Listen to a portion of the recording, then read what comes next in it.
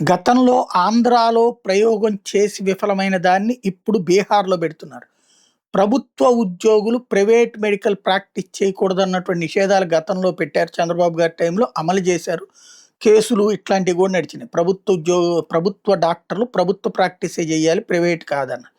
తర్వాతన ప్రభుత్వం గద్దె దిగిన తర్వాత అప్పుడు రాజశేఖర రెడ్డి ప్రభుత్వం వచ్చాక ఆ నిషేధం ఎత్తేసింది. అప్పటినుంచి ప్రైవేట్ ప్రాక్టీస్ చేస్తున్నారు. ఓపెన్‌గా ఇంటి దగ్గర బోర్డ్ ఉంటుంది. లేదా ప్రైవేట్ హాస్పిటల్స్ మెయింటైన్ చేస్తున్నారు. లేదా కార్పొరేట్ హాస్పిటల్‌తో కాంటాక్ట్ అయ్యి వాళ్ళు అక్కడ కూడా పనిచేస్తున్నారు. అయితే తర్వాత ఇక మళ్ళీ చంద్రబాబు గారు కూడా అందుకనే కంటిన్యూ చేస్తున్నారు. అడ్డుపడట్లేదు. ఇప్పుడు బీహార్ ప్రభుత్వం తాజాగా ప్రభుత్వ వైద్యుల ప్రైవేట్ ప్రాక్టీస్ నిషేధించింది.